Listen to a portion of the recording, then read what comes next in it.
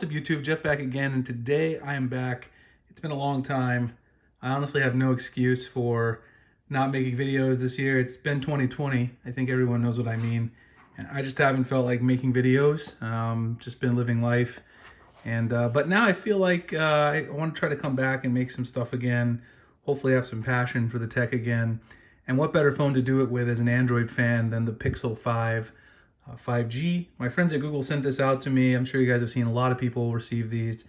I really appreciate them sending it out, considering I haven't been too consistent in making videos this year. I would certainly understand if they didn't send me one, but I really appreciate that they did. So I figured I'd get into some of my impressions here. I've had this phone now for 5 days, talk about the battery life, what I've seen so far, and then try to do a full review. It's been a long time since I've done a full review on a phone. So you guys kind of know what comes in the box. I really am not too keen on, well, you know, we can take a look at the specs really quick. So it's this really nice sage green colorway, which I really do like a lot. You can see the specs right there. You've got 5G millimeter wave sub 6-inch display, only one screen size this year on the Pixel 5. Sword of Sage is the color, which I love, 128 gigabytes on the base model. $699 is the price on this. Of course, you get your power adapter and other googly type packaging on the inside. As usual, it looks pretty similar to most Google phones that you've seen in the past few years. I already have so many chargers around here. I probably won't even take this one out of the box, to be honest, just because I have so many. Okay, so let's look at the phone itself. The phone itself is a very nice device. Kind of interesting that they decided to move away from the super high-end, high-priced flagship category and into sort of more of a budget type, not a budget, it's like the premium budget segment. But to be honest with you, one of the things I was most struck by when I first unboxed the phone and started using it is the build quality and the overall feel of the phone. Now, there's been a lot of varying opinions on this. I personally love the feel of this device in the hand. It's very interesting because it's a metal phone, you know, no glass anymore. But it's got this kind of like paint on the back in like one specific area. There's a cutout so that it can do wireless charging.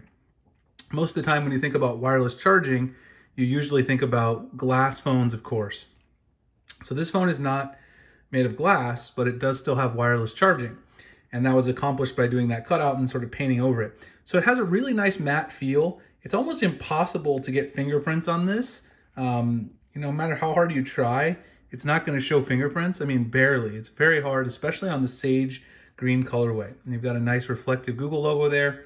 And then one of my other favorite touches is this nice chromed out power button right here, which on the green model is also, you know, looks like a nice green color on that side. With the matte, it's a really nice contrast. Of course, your camera cut out on the back, speaker on the bottom. You got your charging port and everything. No headphone jack as usual.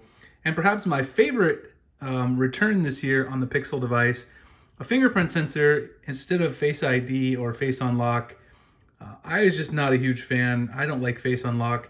It's one of the reasons why I can't use an iPhone as my primary phone for the last couple years, just because I don't care for Face ID. It's not my favorite thing. Having a Pixel with a fingerprint sensor, again, is the primary sort of security method in terms of biometric security. It's kind of a big deal, and I really do appreciate having that option again. Otherwise, the software, very snappy, of course, running the brand new Android 11, which I actually haven't spent too much time with this year, because in the past, of course, you guys know, I usually do the beta reviews, but since I haven't been making that many videos, I really didn't use the Android 11 beta as much as I would have in the past. So a lot of really cool features, like when you have media controls, you can switch between the different ones. Like I got Pocket Cast here, and you can see it's like paginated here at the top. So you can go between like Pocket Cast, if you have Spotify there, you can go to another media app at the top. A lot of other really under the hood improvements as well, but some really cool little things that I didn't really know about because I hadn't been using the beta. As usual, I mean, it's very snappy. A lot of people have made a big deal about the fact that this does not have the top Snapdragon processor, the 700 series processor instead. I don't think it really matters at all. It flies in terms of the software optimization that Google always does. And even if you play games or watch a lot of media or do multitasking, this phone can still handle all of those things. So it's really not that big of a deal. The higher refresh rate on the display looks great. Perhaps the biggest thing for me to get used to, even though it's not a problem, and I know a lot of people like it, is it's got this, smaller display compared to what I'm used to using, supersized phones. My previous daily driver has been the Note 20 Ultra, which is way, way bigger than this phone, obviously.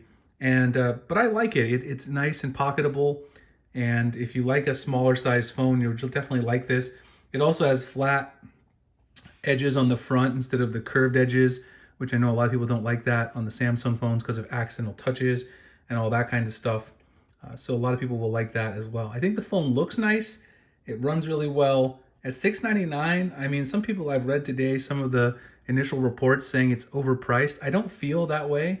I feel like you're getting one hell of a phone, and if you want the pure Google experience, the camera, as always, like I said, I'm going to try to do a full review. I've taken quite a few shots with the camera so far. I'll try to link an album so you guys can kind of see those in full resolution. But the camera's been really impressive. I don't really know.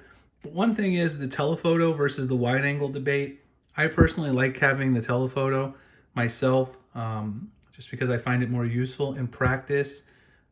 But of course, that's a debate that you have to have your preference. But the main camera is still probably the best camera in Android. I think it's still better than the one on the Note 20 Ultra that I used as my daily driver before this.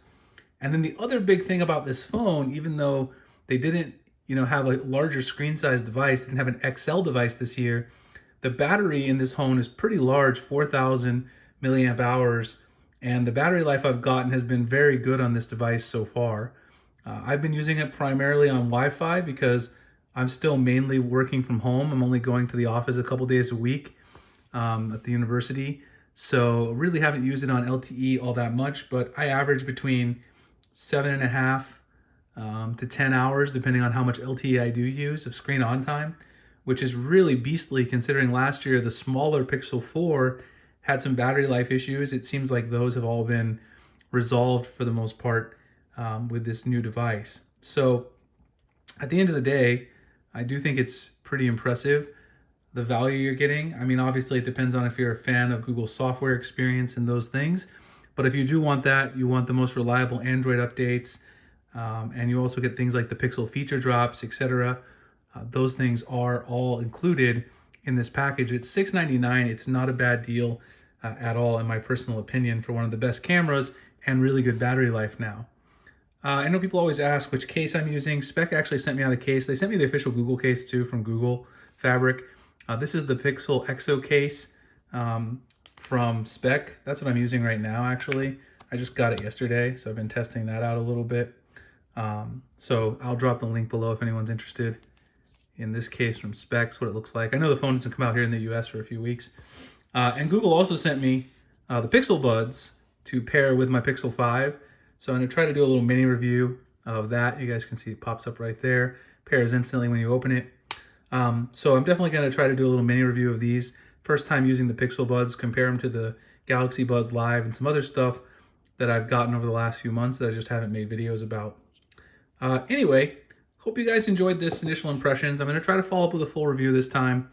I got a couple other phones that I also want to review. I want to try to do a review of the Galaxy Z Fold 2 because I've had that for a month and I love that phone.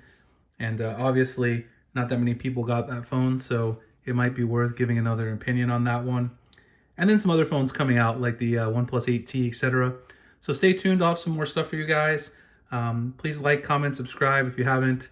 I'm glad to be back for a video. I've had a lot of fun making this one, so hope you guys enjoyed it. You can find me on Twitter, Instagram, the link's in the description, and I'll see you guys in the next video. Thanks a lot for watching.